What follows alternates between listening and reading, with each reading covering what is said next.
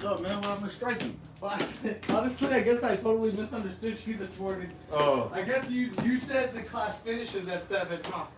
Yeah. Okay, Yeah, sure. it ends at 7. It's all good. Set up. Our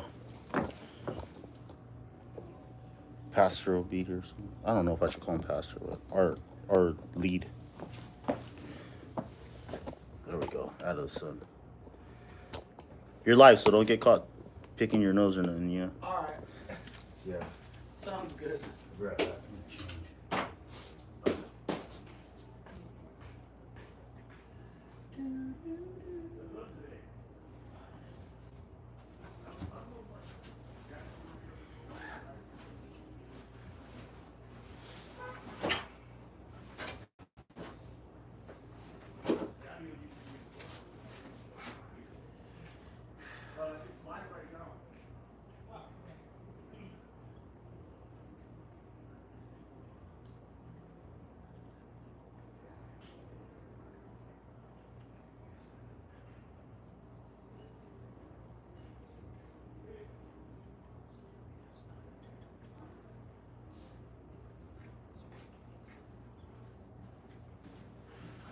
Hi. I'm Louis. Louis, I'm Errol. Errol? Nice to meet you. Nice to meet you.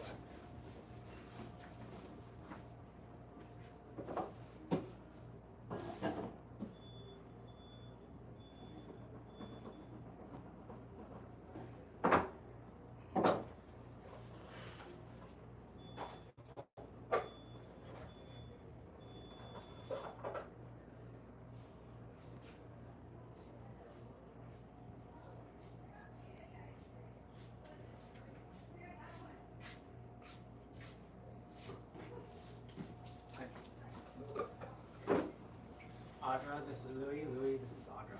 Nice to meet you.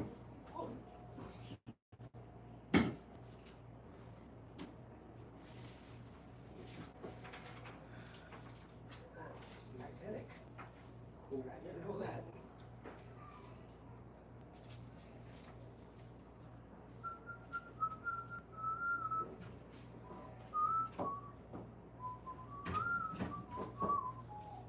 That's cool. What is that? So this is a panel core 360-degree meeting camera. Cool. Yeah, my cousin donated it. Sweet. No. So now she gets to log in, participate with us live. It's pretty cool. And they're all like wide angle lenses or something? Yeah, there's 4 cameras on there, so it like, yeah, and they're semi-wide, Okay. and then there's a cross section in between, so it will pull from both cameras to determine which side. Oh, I see. So it'll create like a panoramic view. Mm-hmm. There's Yeah. no IDs here. That's pretty cool. Audrey, you want a popsicle? She's eating one. Oh, okay. You guys want one? No, I'm good. I got yogurt. How about you, Louis? I'll take one. What flavor is that one? Banana. Lemon lime. Oh, Oh, okay.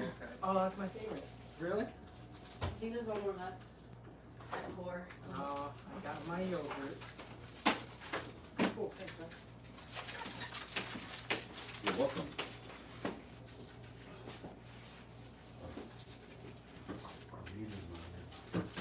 Oh yeah. Are you ready for us today, Audrey? Oh, that's beautiful. I was gonna say throw Louis into the fire. Have you got Louis? He's training at 5 a.m. with you guys now.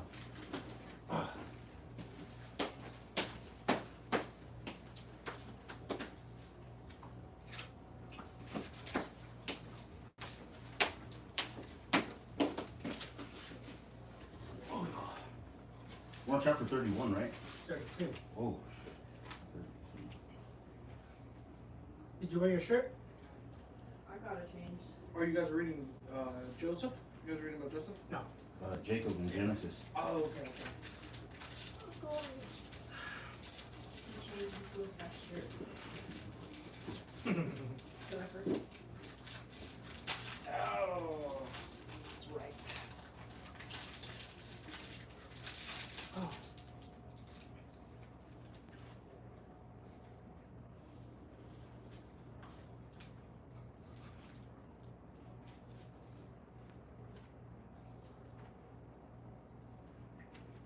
It's Laban, right? Huh? Laban? His uncle, Yeah. the scoundrel.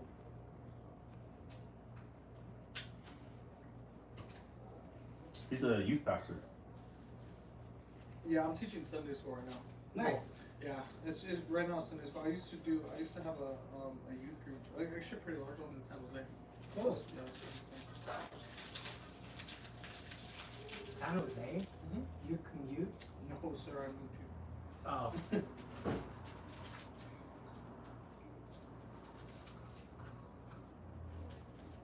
Oh, the next question, why would you move here? You know, my mom got sick, and so she's like 81, and so she needed like. Oh, she's younger? Mhm. Mm. Is she from here or? No, dude, she was like, before people started like really migrating over here Mhm. and just commuting, she had already kind of like been scoping out properties, and she found 2 houses on one lot for like $50,000, like 20 years ago, 25 years ago. And so she's just been kind of here ever since. Oh, nice. Her and her boyfriend. But recently she's been getting like super forgetful. She can't drive anymore. And so my sisters kind of asked me, they're like, well, why don't you, because I had like just got to Texas, because I was just over there just kind of like trying to like look for new opportunities and stuff. And they were like, well, you don't really have roots here. Yeah, why don't you go back over there and see how she's doing, like kind of help her fix, her system. And when I got here, it's kind of bad. Like I had to clear out a lot of her space, make it like wheelchair accessible, like fix a bunch of things. So I've just been kind of doing that, but I don't know. I kind of like it. Kind of like Stockton. I knew you were saying that. Yeah, it's exotic. Stockton's exotic. So this small square thing, that's the magnet. Stick that inside the shirt. Huh? But I'm eating. That's okay. Yeah, fine. You said you guys want chapter what? 32? 32. I'm sorry.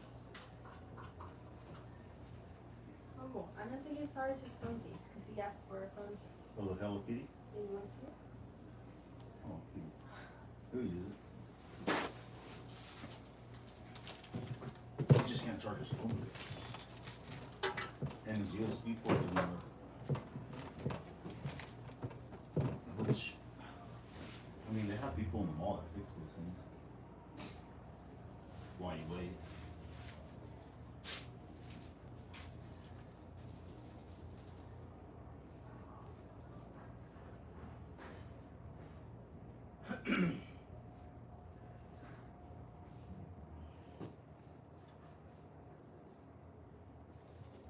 $31? 32.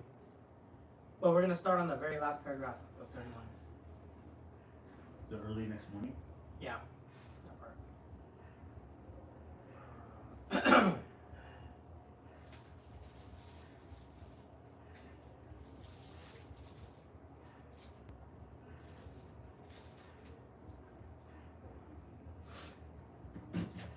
Okay.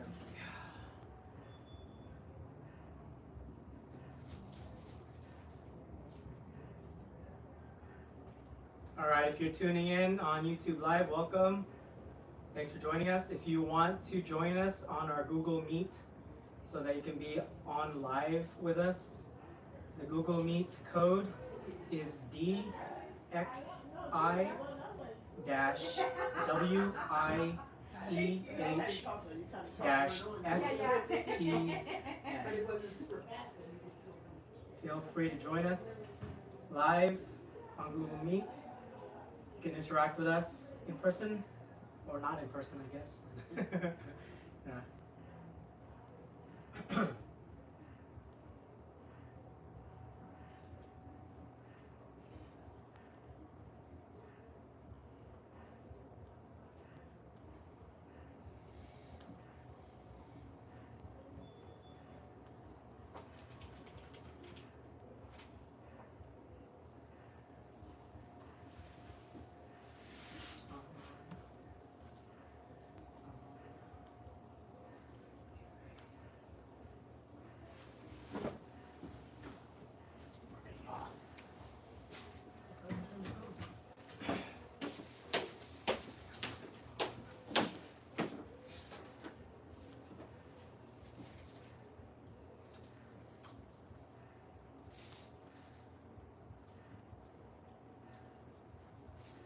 loud do you think I am? I guess we're gonna find out. Why are you not working now?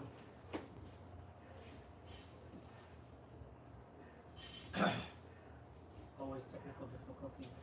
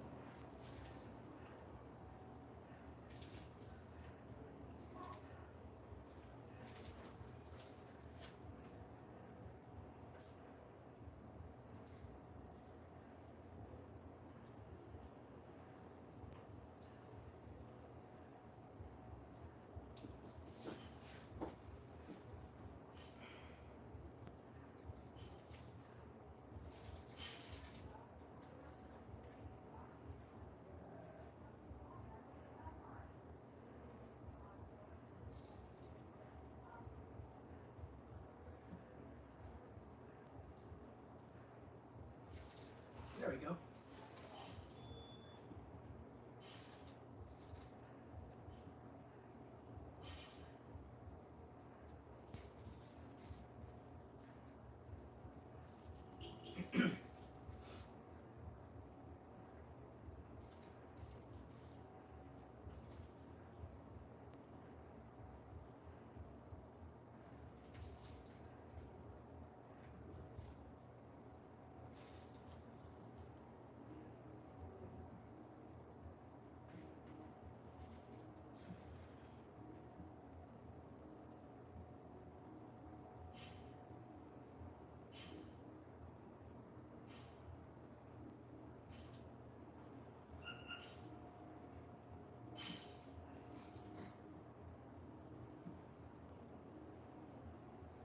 What a bummer.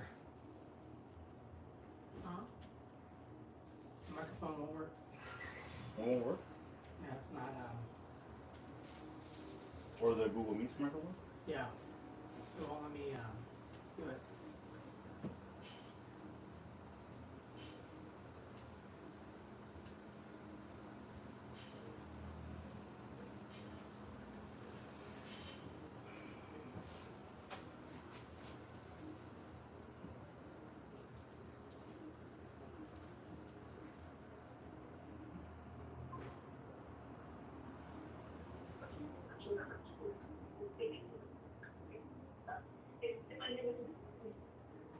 What the fuck can you get in with your mom?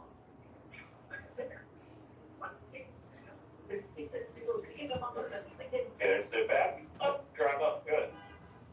Up, Hey, Brian. Brian. drive up, good. There you go. Brian. Yeah, I don't think you can Alrighty. hear us. Yeah, that's okay. We can stay there if you want to. Okay.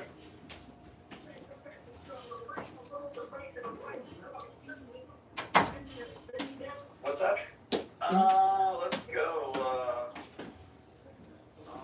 Can you hear me?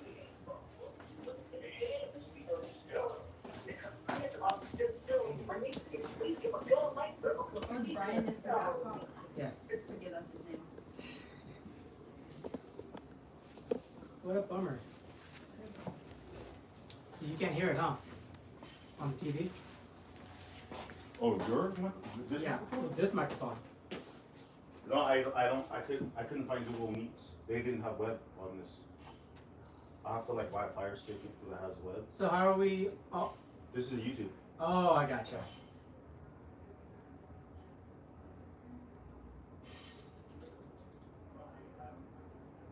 I can hear YouTube. Yeah. Now you're getting feedback because we're in here.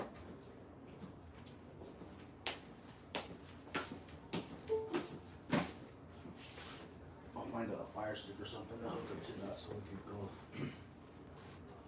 have the Google Meets on there. What a bummer.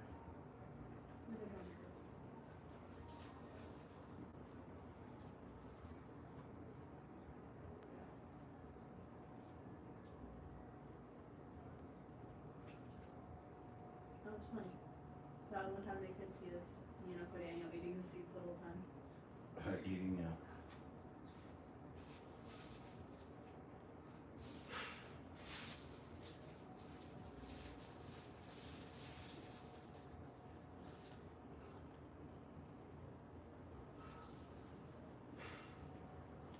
There's a huge delay on that. Mm-hmm. There is.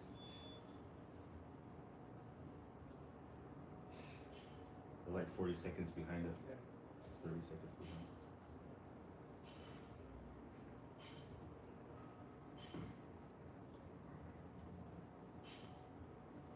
All right, let's get started.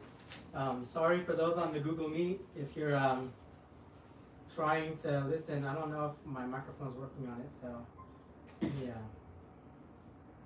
I should put a note in the chat. In the chat. I can't hear you, but I see you.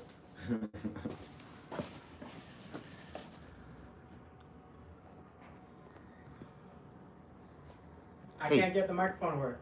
Or can you hear me? Can you hear me? No. Yeah.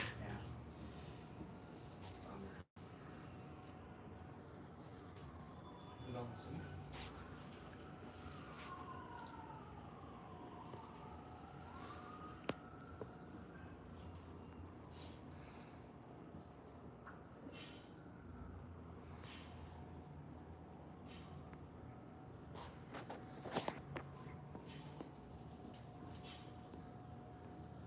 Yeah, I give up. Let's get started. What did you tell them? Yeah, I did. Ryan said, so amateur. And we are. Oh. Still figuring it out. Yeah, last week was the first week. So did Yeah. they join that? So yeah.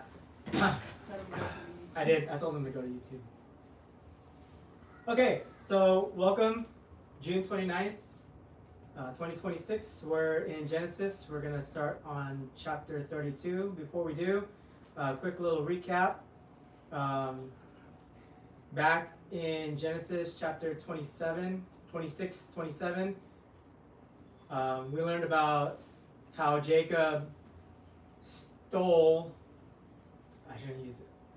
We learned how Jacob bought the birthright from his brother Esau. Esau was the firstborn, meaning he was born first. Even though they were twins, he came out of the womb first. So he was destined to be the firstborn. He had the rights of the firstborn. He was supposed to get the blessing, God's blessing. But he despised that blessing, meaning he didn't want to have anything to do with God or the spiritual responsibilities of being the firstborn. He was a hunter.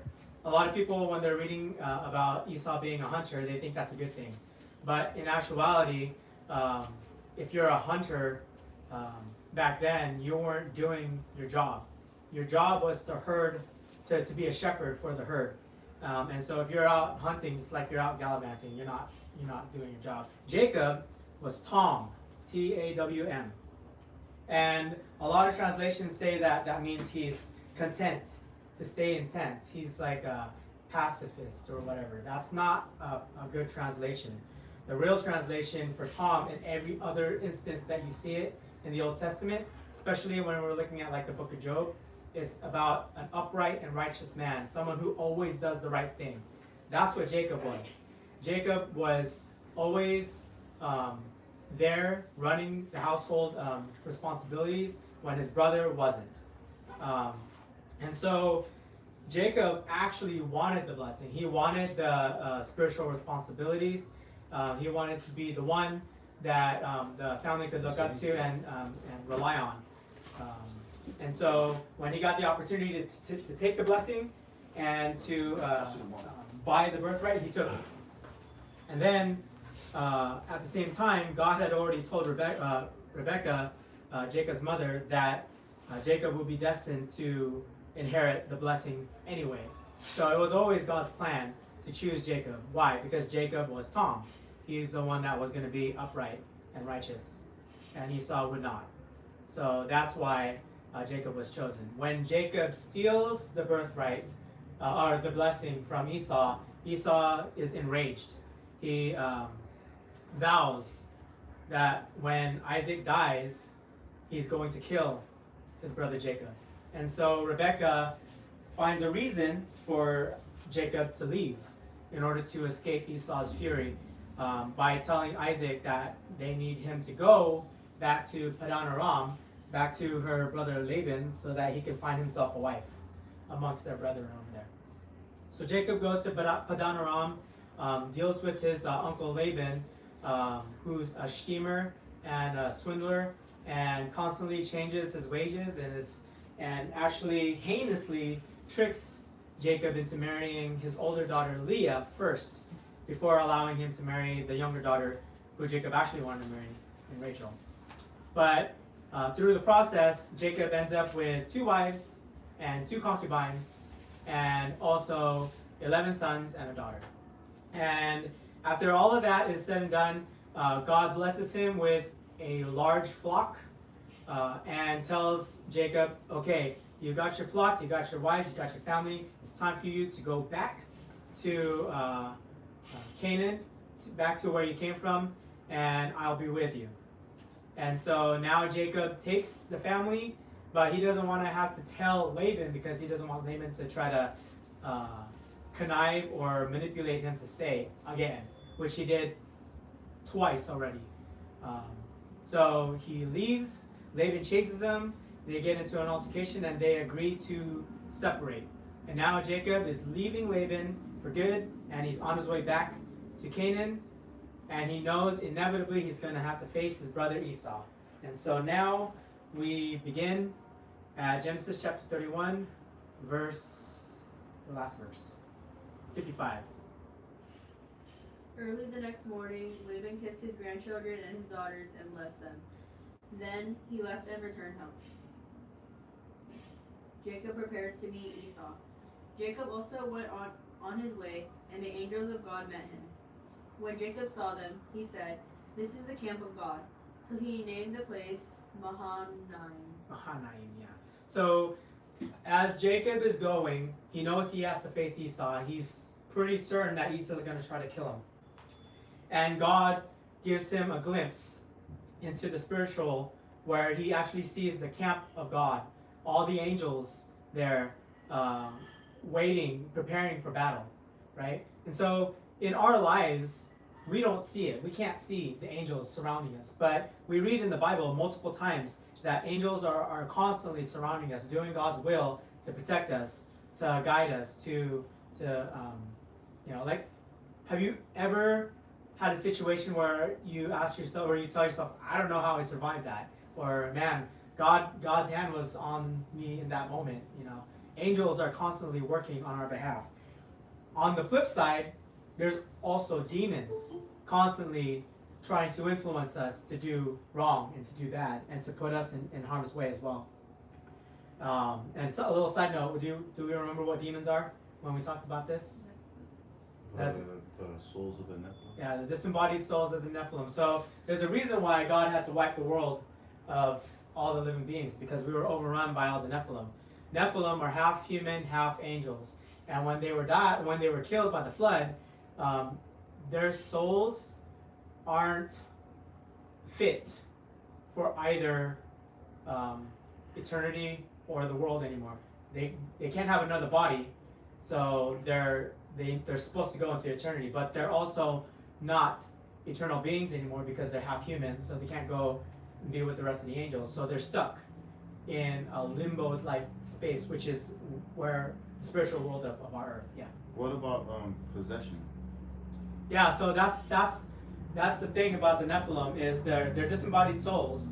They're constantly looking for a body to inhabit. And so if you are in a state where you don't have the Spirit of God in you, you're susceptible to allowing that spirit into you as well, particularly if you dabble in things that are demonic in nature.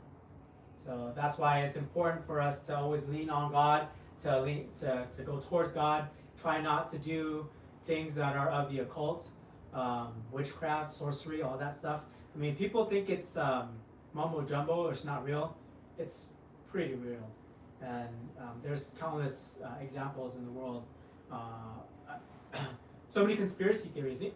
We're not in the for entertainment purposes only portion of our study yet, but there's a lot of conspiracy theories out there, but a lot of those conspiracy theories have been proven true, and a lot of them are enveloped by all the witchcraft and sorcery and demonic activities of the world. I mean, you look at the Illuminati, you look at Freemasonry, all of this stuff where they dabble in using the power of Satan, using the power of the demons that allow them to prosper and succeed. So it's a little wacky way out there, but when your eyes are open, you can see it. It's pretty vivid all over the place. So Tarot too? Huh? Tarot cards too? yeah, tarot cards, that's part of divination, which is a part of the occult.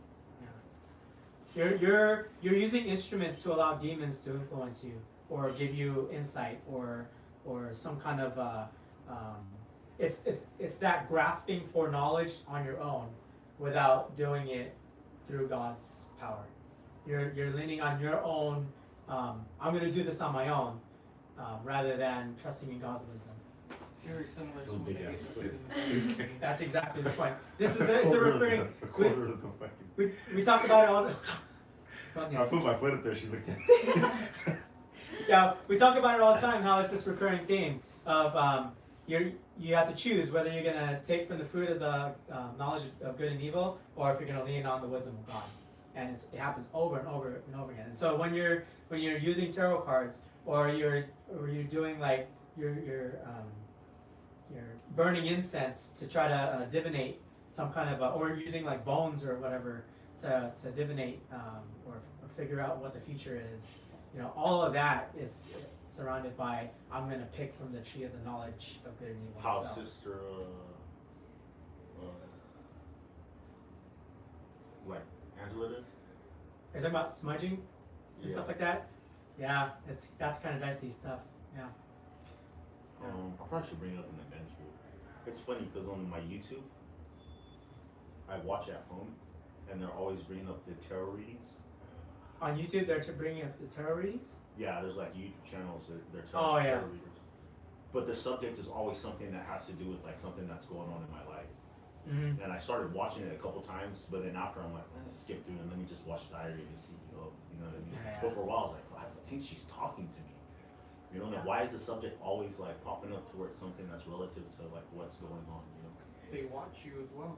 They're immortal, timeless beings in the same way that God has placed angels around you to watch your life, to know you, to know your heart, to know the way that you do things, how you might decide, how you might make decisions, what paths you might take. For every single group, in reality, there's always an antithesis, like an opposite. And they're literally like their kingdom of darkness is literally the complete opposite, but it's the exact same structure as ours.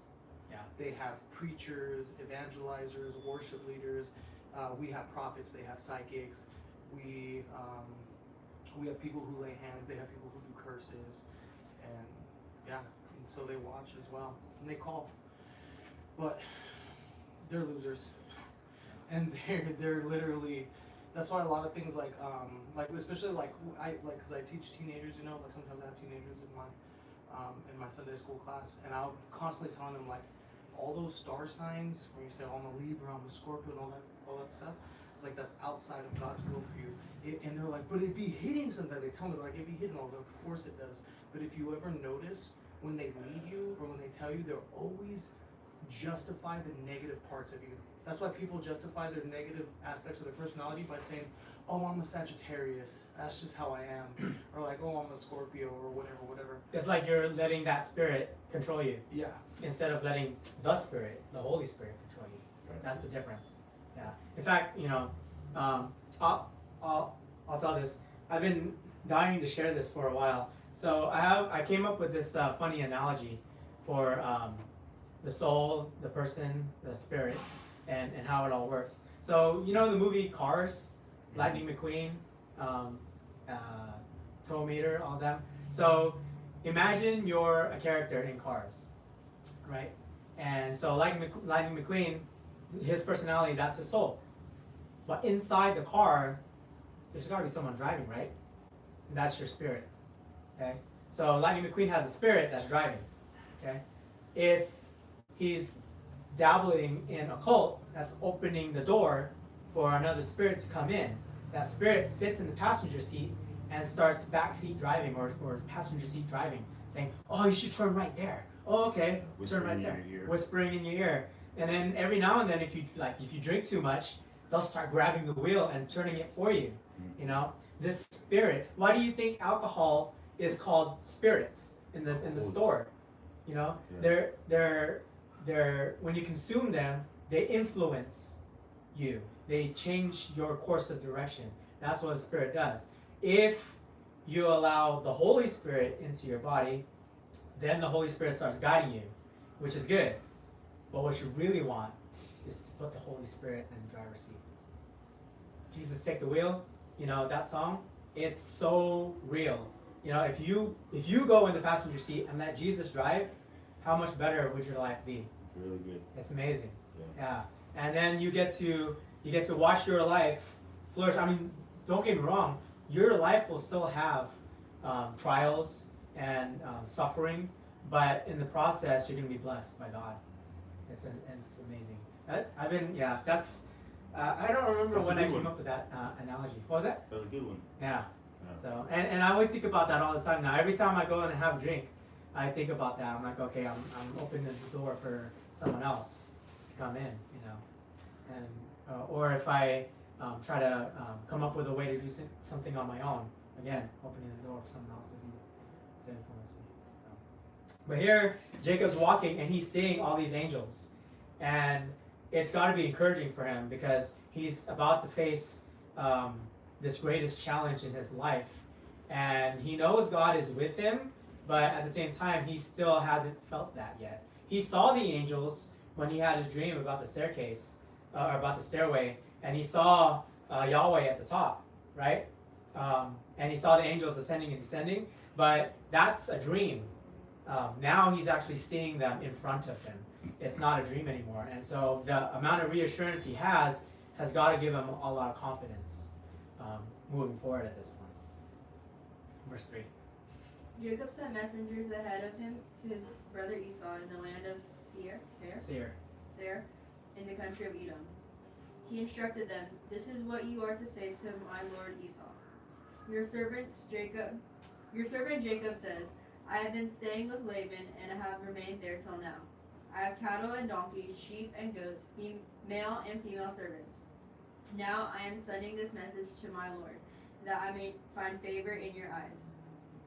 When the messengers returned to Jacob, they said, "We went to your brother Esau, and now he is coming to meet you, and 400 men are with him." Okay, so there's a decorum, right? He sent messengers to the land of Seir. It's funny, Seir actually means bushy or shaggy. And what is Esau also? He's hairy. So it's kind of funny how fitting it is that he ended up in the hill country of Seir. But Jacob sends his men with a message, and those men aren't killed because they're just messengers. Don't kill them, don't shoot the messenger, right? Kind of thing. There's a decorum there. And so he sends the messengers, and Esau's alerted that Jacob is on his way back home. And so what does Esau do? He gets up, he starts heading towards towards Jacob, and he brings with him 400 men. And the image you see when he brings 400 men is a battalion. He's Army. An army. Yeah, he's putting up battle ranks, getting ready for a great battle. Jacob doesn't have an army. He has servants. He has a herd and shepherds. That's what he has. He doesn't have a way to fight his brother back, which is a problem. So when his messengers come back with this message of, "Oh, Esau's coming with an army," that looks like doom immediately. The really cool part, cool might not be the right word, but this number 400 is used. And the Bible constantly uses numbers.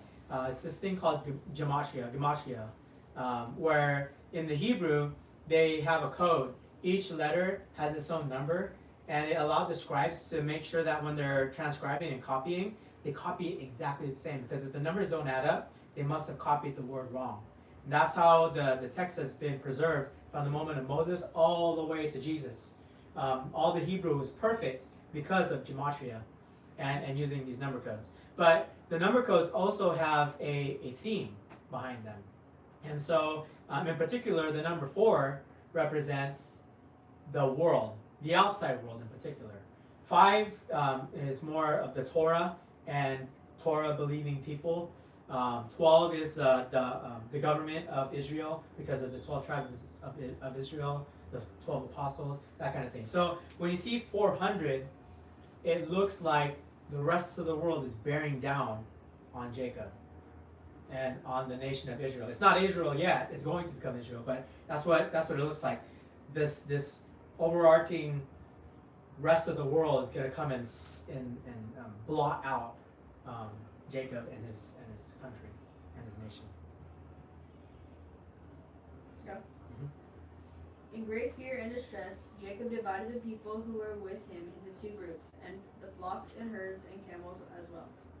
He thought, if Esau comes and attacks one group, the group that is left may escape. So a lot of theologians will look at this and say, see, Jacob doesn't have a lot of faith. You know, it's one interpretation. It's not what I believe. What I believe is that when Jacob saw the angels, he was emboldened, right?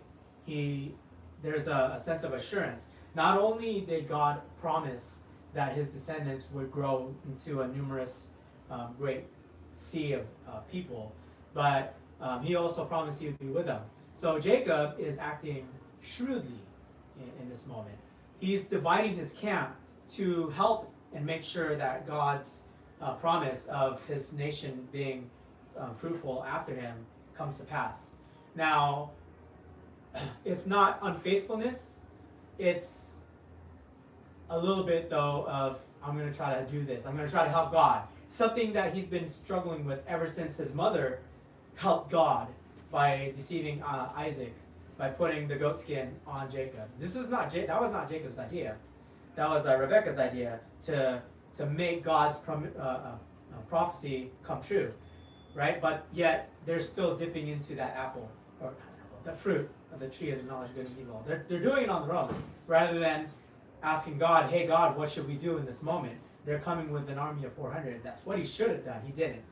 Instead, he said, God wants my nation to continue on. This is how I'm going to do it. I'm going to be smart. I'm going to split my ranks so that if one rank gets destroyed, the other one will survive. And that's what's happening. And yet, he still has a heart for God because now he's going to do what I suggested he should have done. You want to say, oh Yahweh? Yes. Then Jacob prayed. Oh, no. That's God. Yeah. O God of my father Abraham, God of my father Isaac, Yahweh. You who said to me, go back to your country and your relatives, and I will make you prosper. I am unworthy of all the kindness and faithfulness you have shown your servant. I had only my staff when I crossed this Jordan, but now I have become 2 camps. Save me, I pray, from the hand of my brother Esau, for I am afraid he will come and attack me, and also the mothers with their children. But you have said, I will surely make you prosper, and will make your descendants like the sand of the sea, which cannot be counted. So this is actually a beautiful model of how we should pray. First thing he does, he proclaims that God is his God. He explains what God has done for him. It's like showing gratitude. This is amazing. You know, you've done all this for me, and I'm grateful. I didn't have anything, and because of you, I have everything now. And then he asks for what he wants. And he asks it with reverence and with hope. And then he closes it by repeating to God what God has already promised. So it's this notion of, you know, I have faith in you, I'm trusting in you, you've done all this for me already, and I'm so grateful, and now please do for me what you've already promised. He knows that God is promising this to him. And so when we're praying, we should be doing the same thing. Telling God how much we love him, how awesome he is, what he's done for us, thanking him for all of that, and then asking him for what we want, asking him to forgive us, and then reminding him what he's promised us. And so if we want to remind him what he's promised us, how do we do that? We have to know what he promised us. He promised us. That's right. We gotta read this on a regular basis. So thank God for this ministry. Thank God for this gathering, that we can continue to study His Word. And yeah, that's just wanted to make sure that we look at this moment where Jacob is praying. It's like he's a pro. It's like he's been doing this for 20 years now. Ever since he met Yahweh in his dream, he's been praying all this time. He spent the night there, and from what he had with him, he selected a gift for his brother Esau: 200 female goats and 20 male goats, 200 ewes and 20 rams, 30 female camels with their young, 40 cows and 10 bulls, and 20 female donkeys and 10 male donkeys. He put them in the care of his servants, each herd by itself, and said to his servants, "Go ahead of me and keep some space between the herds." He instructed the one in the lead: "When my brother Esau meets you and asks, 'Who do you belong to, and where are you going, and who owns all these animals in front of you?' then you are to say, 'They belong to your servant Jacob. They are a gift sent to Yahweh.'" Nope. To my lord? It's lowercase. Oh. Esau, to my lord Esau, and he is coming behind us. Instruct and be to the church to say, "Your servant Jacob is the you need it." For he thought, "I will pacify him with these gifts I am sending on ahead. Later, when I see him, perhaps he will receive me." So Jacob's gifts went on ahead of him, but he himself spent the night in the camp. So ultimately, he's going to send well over 500 animals to Esau. I didn't do the math. I heard it's like 580, 550, something like that. But it's well over 500 animals. The last time someone gave a big gift like this, it was Abraham when he was giving to Melchizedek. And Abraham gave a tenth of everything he had. And so here is Jacob giving this tremendous gift. Let's say he's giving him a tenth, right? In a way of showing Esau that, hey, I took your birthright. This is kind of like me giving it back because I have enough. I have enough from God. God's giving me plenty to share with you. So much that I could give you a tenth and also have plenty. And also have enough to give God a tenth too if I needed to. So do the math. If he's giving Esau 500 and that's like a tenth, and he's got well over 5,000 animals in his herd.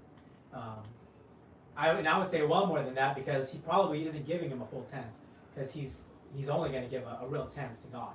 So this is a tremendous gift, a huge gift, but at the same time, it pales into comparison to what he actually amassed from God. The blessings were great from God to Jacob, and now he's using this as a means to try to get on Esau's good side, right?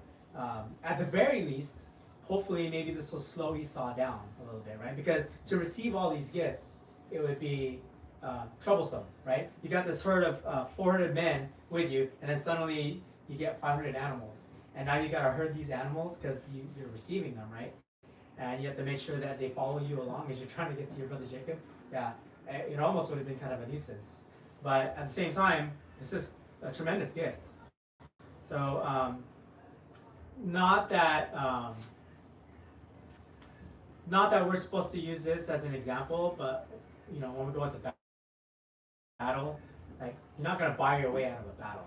But this is what, again, another opportunity that Jacob is trying to use to escape the wrath of Esau, right? He's trying to avoid confrontation, but this confrontation is inevitable. There's no way around it, and that's something that God is going to have to teach him. Jacob wrestled with God. That night, Jacob got up and took his two wives, his 2 female servants, and his 11 sons, and crossed the ford of the Jabbok. After he had sent them across the stream, he sent over all his possessions. So Jacob was left alone, and a man wrestled with him till daybreak. When the man saw that he could not overpower him, he touched the socket of Jacob's hip so that the hip was wrenched as he wrestled with the man. Then the man said, "Let me go, for it is daybreak." Okay, so Jacob is sending his family across the river. This is the point of no return now, right? While they were still on this side of the river, they could still flee back this way. That's his enemy too. And so he's kind of stuck either way, but at least he's got. Now, crossing the river is the point of no return. If Esau comes, you can't go back anymore. They're trapped by the river at this point. So now he's sending off his family, and he's going to stay back because he needs to pray more. And that's what he's doing. And suddenly this man shows up and starts wrestling him. It's this weird connotation, like, why? Out of nowhere, this man just starts wrestling him. And they wrestle for how long? Till daybreak. All night long. Hours and hours they're wrestling, right? Some theologians will try to spiritualize this and say that they were wrestling in their mind or in their spirit.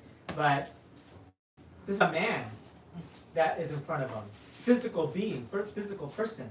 So this is not a spiritual wrestling, this is a physical wrestling, right? He's actually fighting a person.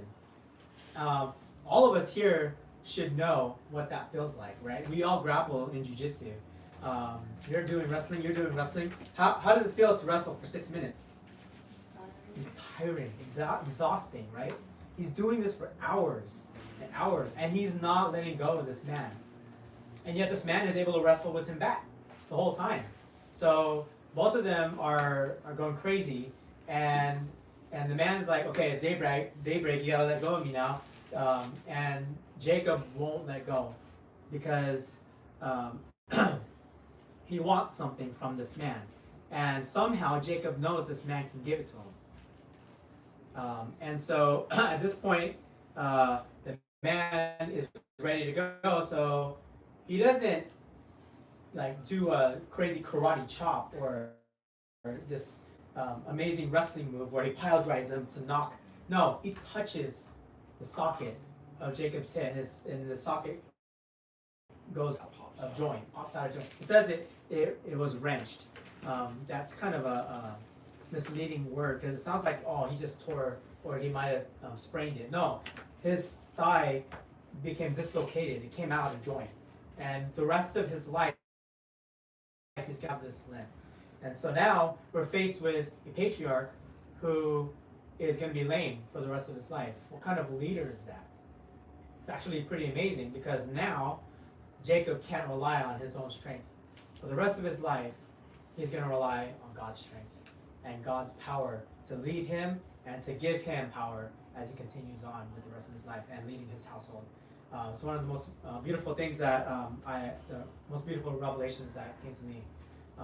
This idea of Jacob was actually willing to confront this man when the rest of his life he was always trying to escape and flee and find a way to be non-confrontational.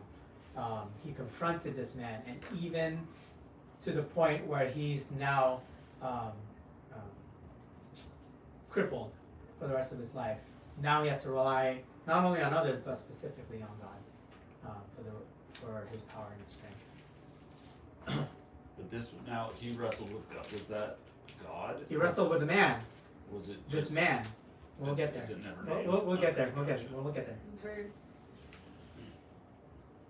just say 27. But Jacob replied, "I will not let you go unless you bless me." The man asked him, "What is your name?" "Jacob," he answered. Then the man said, "Your name will no longer be Jacob, but Israel, because you have struggled with God and with humans and have overcome." Okay, so this part, somehow Jacob knows that he can ask this man for a blessing. How does he know? You said you wrestled with God? Well, he knows because he's wrestling this man face to face. He had a dream about Yahweh. In his dream, he saw Yahweh at the top of the stairway vividly. He could see Yahweh's face. On the top of that stairway was God, and he saw God's face. And suddenly he's wrestling this man who has the exact same face as the man at the top of the stairway. He's wrestling Jesus. He sees Jesus' face, and he knows immediately when he's wrestling this man, you're the same guy that was in my dream. What are you doing here? And the man says, I'm here to confront you because you keep running away from your confrontations, and you can't do that anymore. You need to face up to your enemies because you're going to be going into the promised land. And I need you to eradicate the evil that's over there. And if you keep running away, you're not going to do it. Just like when we look into ourselves and we see the evil that's in ourselves. Are we going to run? Are we going to allow that evil to stay inside us? Or are we going to fight those demons? Are we going to fight our sinfulness and crucify our flesh every day? That's what's happening here. Jesus is challenging Jacob, and Jacob is stepping up to the plate finally because he sees the face of Jesus and he knows he's in the presence of God. And so he asks for that blessing because he knows that this is God, that he can give him the blessing. And so here's Jesus asking Jacob, what's your name?